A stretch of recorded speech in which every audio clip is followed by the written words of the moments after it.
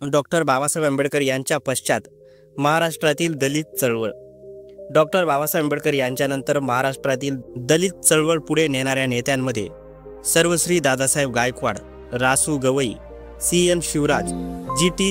मेश्राम आदींचा समावेश होतो.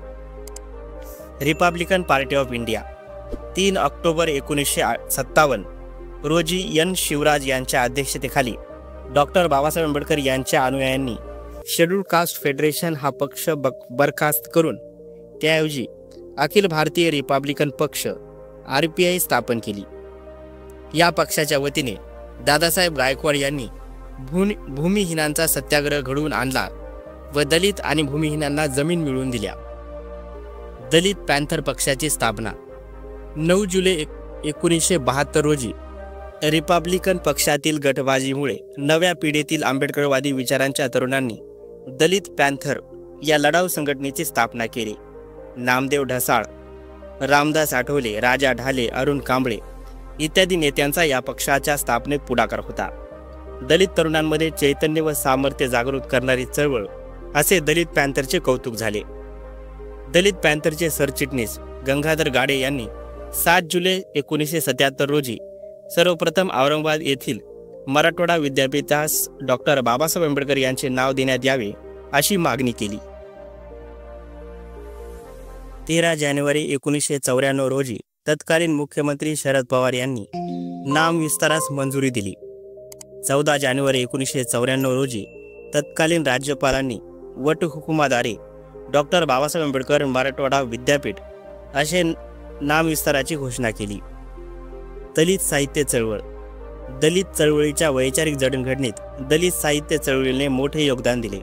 अण्णाभाऊ साठे, शंकरराव खरात, बाबूराव बागुल, केशव मेश्राम इत्यादी साहित्यिकांनी दलित साहित्यामध्ये बंडखोरी व विद्रोह असा आधुनिक प्रवाह निर्माण केला.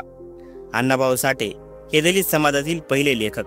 त्यांची फकीरा ही सर्वोत्कृष्ट कादंबरी तर स्मशानातील सोने ही सर्वोत्तम कथा.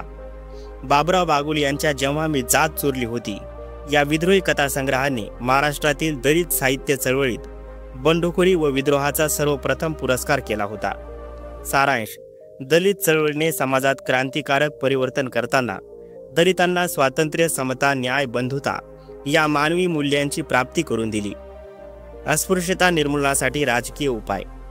1919 मध्ये भारतीय राजकीय हक्क देण्यासाठी ब्रिटिश सरकारने लॉर्ड साउथबरो यांच्या अध्यक्षतेखाली मतदान कमिटी नियुक्ती केली. या कमिटीसमोर अस्पृश्य बांधवांसाठी राजकीय हक्कांची मागणी करण्यासाठी वीरा शिंदे व डॉक्टर बाबासाहेब आंबेडकर यांची नियुक्ती करण्यात आली होती. सीताराम बोले यांनी 4 ऑगस्ट 1923 रोजी पानवटे, विद्यालये, धर्मशाळा इत्यादी सार्वजनिक ठिकाणी अस्पृश्य बांधवांना मुक्त संचार असावा असा ठराव मुंबई कायदेमंडळात मांडला.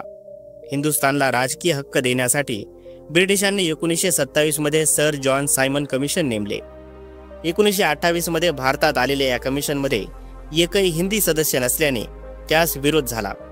डॉक्टर बाबासाहेब आंबेडकर यांनी सायमन कमिशनकडे अस्पृश्य बांधवांना राजकीय हक्क द्यावेत अशी मागणी केली. याशिवाय त्यांनी सायमन कमिशन समोर अस्पृश्य बांधवांच्या हक्कासंबंधी व मुंबई प्रांतातील राजकीय हक्कासंबंधी असे 2 प्रस्ताव मांडले. सायमन कमिशनच्या तरतुदींना डॉक्टर बाबासाहेबांनी विरोध केला. 19 मार्च 1928 रोजी डॉक्टर बाबासाहेब आंबेडकरांनी मुंबई कायदेमंडळात महार वतन बिल मांडले. त्यानुसार महार वतने खालसा करून अस्पृश्य बांधवांची गुलामगिरी नष्ट करावी व अस्पृश्य बांधवांना त्यांच्या इच्छेनुसार काम व वेतन ठरण्याचा अधिकार देण्यात यावा अशी मागणी केली. 1930 ते 1932 या काळात लंडनमध्ये 3 गोलमेज परिषदांना डॉक्टर बाबासाहेब आंबेडकर अस्पृश्य बांधवांचे प्रतिनिधी म्हणून उपस्थित राहिले. संविधानातील तरतूद. भारतीय राज्यघटनेतील कलम 46 नुसार अस्पृश्य बांधवांसाठी शैक्षणिक तरतूद.